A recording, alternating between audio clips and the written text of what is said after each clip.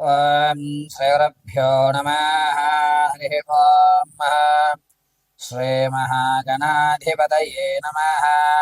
శ్రీమహాసరస్వత్యై నమః. శ్రీగురుభ్యో నమః. హరి ఓం. జగతం పితరం వందే పార్వతీ పరమేశ్వరం. సర్వదం పార్వతీ పరమేశ్వరానుగ్రహ సిద్ధ్యర్థే.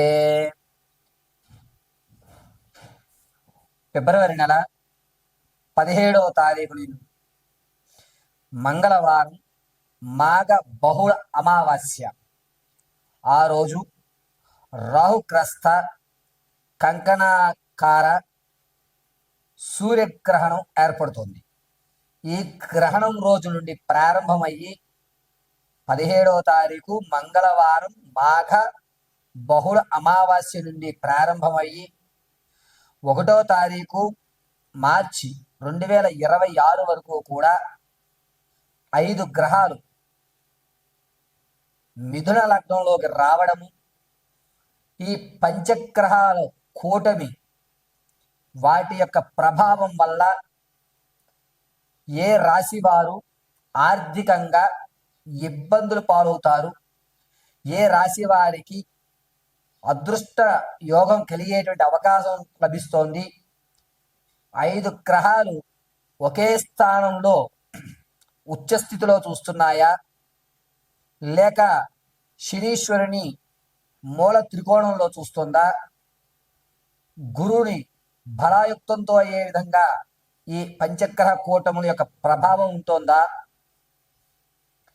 కేతుస్థానం ఆధారపడి మేషం నుంచి మొదలుకొని మేనం వరకు కూడా ఈ పంచగ్రహ కూటముల యొక్క ప్రభావం వల్ల ఏదన్నా పెను ప్రమాదాలు ఏర్పడేటువంటి సూచనలు ఉన్నాయా, అసలు ఫిబ్రవరి 17వ తారీఖు నుంచి మార్చి 1వ తారీఖు వరకు కూడా ఏ విధమైనటువంటి మార్పులు మీ యొక్క జాతకంలో జరుగుతున్నాయి, ఏ రాశి వారు వేదాంత పరంగా లేదా వైజ్ఞాన పరంగా లేక ఆధ్యాత్మిక పరంగా వారి యొక్క రంగాలు మార్చుకునేటువంటి అవకాశం ఏర్పడుతుంది, ఒంటరితనం అనేటువంటిది ఏ రాశి వారిని ఒంటరితనంగా చేయబడుతున్నారు, బంధువర్గం నుంచి దూరంగా నెట్టివేయబడేటువంటి రాసుల వారు ఎవరు, మీరు ఈ 17 నుంచి 1వ తారీఖు వరకు కూడా ఆర్థికంగా నిలబడడానికి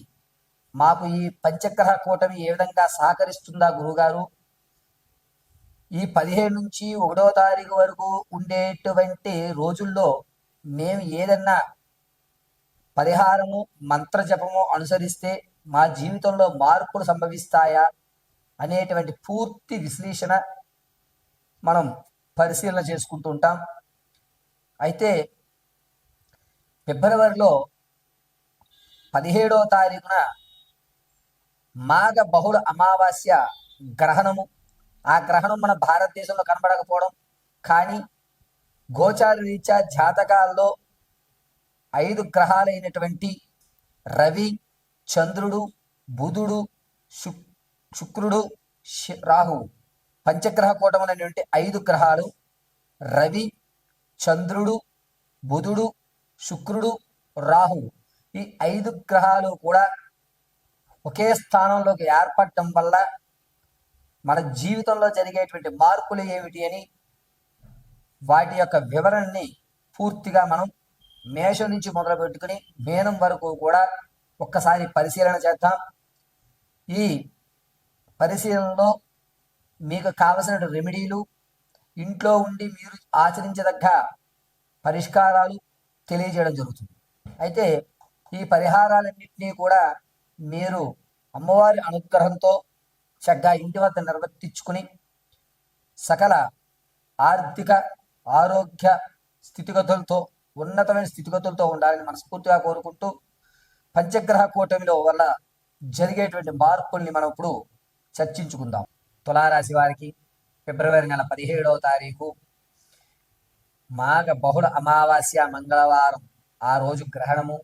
ఆ గ్రహణం నుండి 5 గ్రహాలు ఒకే స్థానంలో ఉండడం, పంచగ్రహ కూటమి ఏర్పడడం, దానివల్ల తులారాశి వారికి రానున్న మార్చి 1-3-2026 వరకు కూడా ఆర్థికంగా కాస్త లాభదాయకంగా ఉందని చెప్పచ్చు. ఇంతకు ముందు మీరు దేంట్లో అయితే పెట్టుబడులు పెట్టి మర్చిపోయారో అవి తిరిగి రావడం, తాతల నుంచి రావాల్సినటువంటి ఆస్తి ఏదైతే ఉందో అది సంభవించడం, అంతేకాకుండా మీకు డబ్బులు ఇవ్వాల్సిన వాళ్ళు సరే ఇక ఇవ్వడు అని వదిలేసిన అతను మళ్ళా తిరిగి వచ్చి మీకు ధనాన్ని ఇవ్వడం. మీరు ఈ నెలలో 18వ తారీఖు నుంచి 21వ తారీఖు మధ్యలో చిన్న కష్టం ఏర్పడుతుంది. ఆ కష్టం ఉన్నప్పుడు మీరు ఇంతకు ముందు విడిచిపెట్టిన బంధం ఏదైతే ఉందో ఆ బంధం తిరిగి వచ్చి మీ కష్టాన్ని తీరుస్తుంది. భగవంతుడు ఉన్నాడు, నాకు అవసరార్థం సమయానికి నువ్వు భగవంతుల్లా కనబడి నా సమస్యను తీర్చావు అని భగవంతుడి మీద విశ్వాసం పెరుగుతుంది. ఆర్థికంగా కూడా మీరు నిలబడడానికి మంచి అవకాశాలు ఏర్పడుతున్నాయి. కొత్త వ్యాపారంలో కొత్త మార్పులు చేయడం కానీ, లేకపోతే మీరు చేసే ఉద్యోగంలో నూతన మార్పులు మీరే ప్రారంభం చేయడం వల్ల కానీ మీకు ఒక గౌరవం అనేటువంటి తులారాశి వారికి ఏర్పడుతుంది.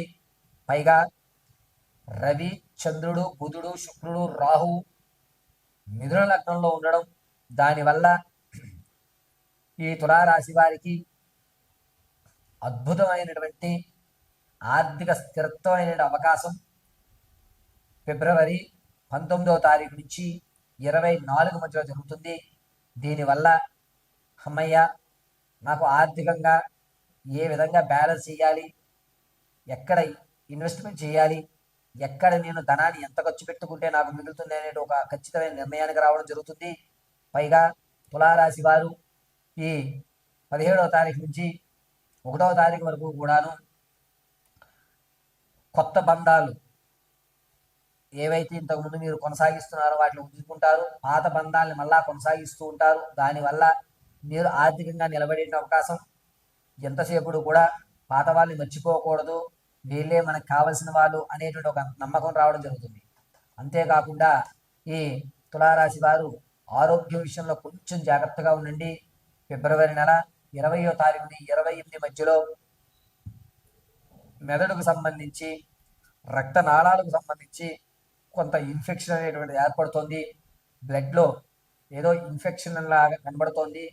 కాస్త బ్లడ్ని మనం టెస్ట్ చేయించుకోవడం, ఆరోగ్య విషయంలో చాలా జాగ్రత్తగా ఉండడం చేయాలి. ముఖ్యంగా నరాలకు సంబంధించి అనేక ఇబ్బందులు అనేటువంటివి తులారాశి వారికి సంభవిస్తున్నాయి. ప్రతిరోజు కూడా మీరు మేధా దక్షిణామూర్తి ఆరాధన చేయడం లేదా కాలభైరవ ఆరాధన చేయడం చెప్పదగ్గ సూచన. సర్వము కాలభైరవ అనుగ్రహం కలుగుతుంది.